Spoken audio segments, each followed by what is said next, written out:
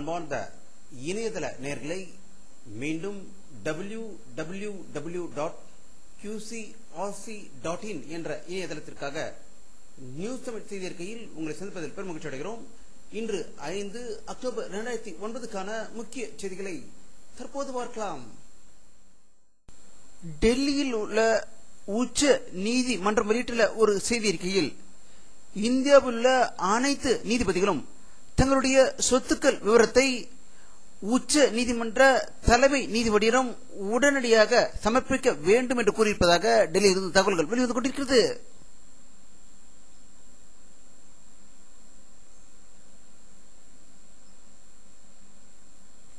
தேசிய நதியான கங்கா நதியை தூய்மைப்படுத்துவதற்கு 15 கோடி ரூபாய் தற்போது ஒதுக்கப்பட்டுள்ளதாக பாரத பிரதமர் மன்மோகன் சிங் தலைமையில் இன்று நடந்த கங்கா தூய்மை குழு கூட்டத்தில் முடிவு எடுக்கப்பட்டுள்ளதாக டெல்லியில் இருந்து தகவல்கள் வெளிவந்து கொண்டிருக்கிறது.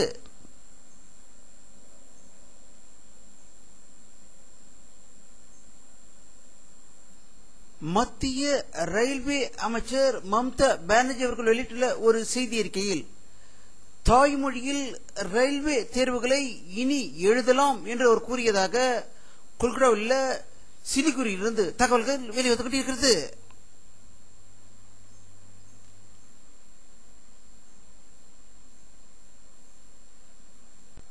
பாரதிய ஜனதா கட்சியின் தலைவர் ராஜ்நாத் சிங் அவர்கள் வெளியிட்டுள்ள ஒரு செய்தி அறிக்கையில் இந்தியாவை வலுவான நாடாக உருவாக்க காங்கிரஸ் தவறிவிட்டது என்று குற்றம் சாட்டியுள்ளதாக நாசிக்கிலிருந்து தகவல்கள் வெளிவந்து கொண்டிருக்கிறது.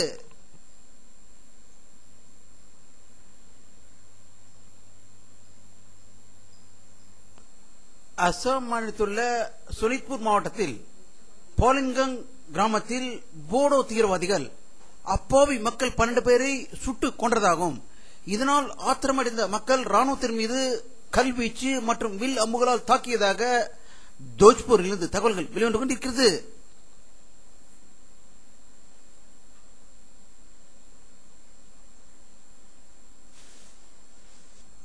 கேரளாவில் உள்ள முல்லை பெரியாறு அணை பகுதியில் புதிய அணை கட்டும் பணியை மேற்கொண்டுள்ள கேரள அரசும் இதை தட்டி கேட்காமல் வேடிக்கை பார்த்துக் கொண்டிருக்கும் தமிழக முதல்வர் கருணாநிதியும் கண்டித்து தேனி மாவட்டம் அஇஅதிமுக சார்பில் உத்தமபாளையத்தில் இன்று மாபெரும் கண்டனம் ஆர்ப்பாட்டம் நடைபெற்றதாக மதுரையிலிருந்து செய்திகள் வெளிவந்து கொண்டிருக்கிறது.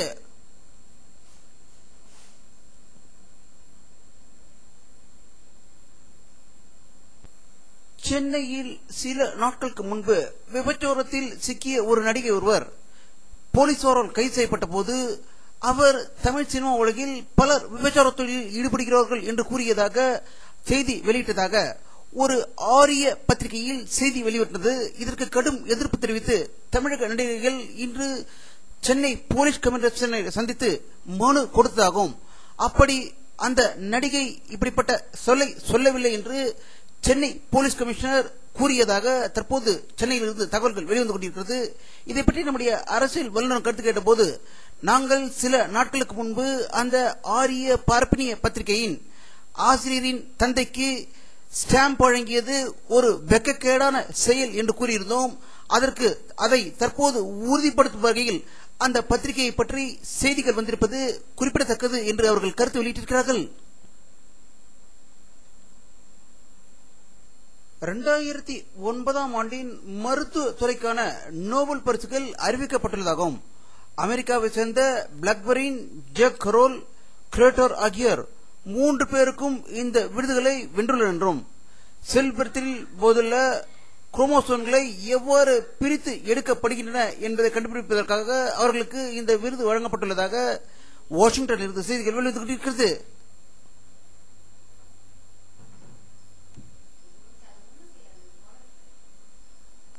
வட அமெரிக்க நாடான கனடாவின் பிரதம மந்திரி ஸ்டீவன் ஹார்பர் அவர்கள் அடுத்த மாதம் இந்தியா வர இருப்பதாகவும் இரு நாட்டு பொருளாதார மேம்பாட்டை உறுதி செய்வதற்காக கையெழுத்திடுவார் என்று டெல்லியில் இருந்து தகவல்கள் வெளிவந்து கொண்டிருக்கிறது.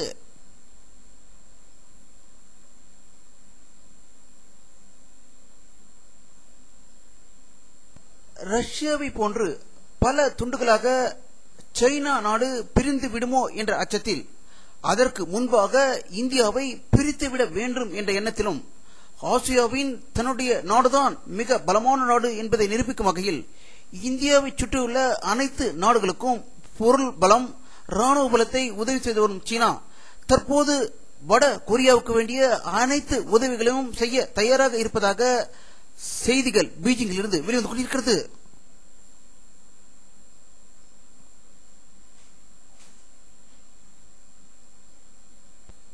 பாகிஸ்தானில் உள்ள ஐநா உணவு கழக அலுவலகத்தில் இன்று ஏற்பட்ட பயங்கர குண்டுவெடிப்பில் 5 பேர் கொல்லப்பட்டதாக இஸ்லாமாபாத்திலிருந்து ஒரு அதிர்ச்சி தகவல் வெளிவந்து கொண்டிருக்கிறது.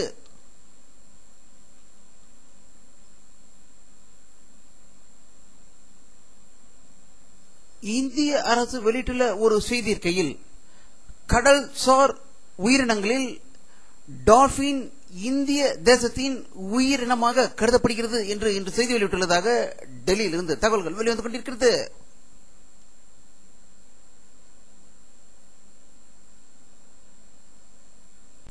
கடந்த ஒரு வாரமாக ஆந்திரா, கர்நாடகா, கோவா ஆகிய மாநிலங்களில் கடும் மழை காரணமாக இதுவரை 280 பேர் உயிர் இழந்ததாகவும் தற்போது அந்த 3 மாநிலங்களில் மழை நின்று உள்ளதால் அங்கு நிவாரண உதவிகள் அதிரடியாக நடந்து கொண்டிருப்பதாக தகவல்கள் வெளிவந்து கொண்டிருக்கிறது.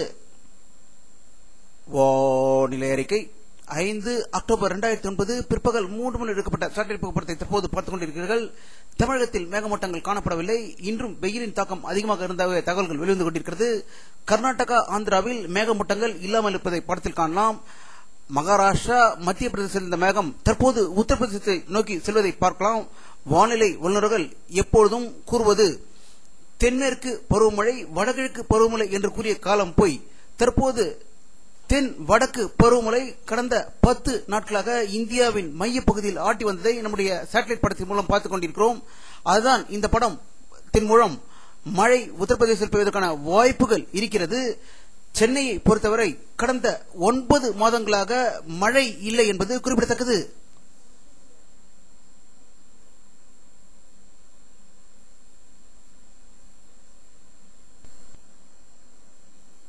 இத்துடன் இந்த செய்தி அறிக்கை நிறைவடைகிறது.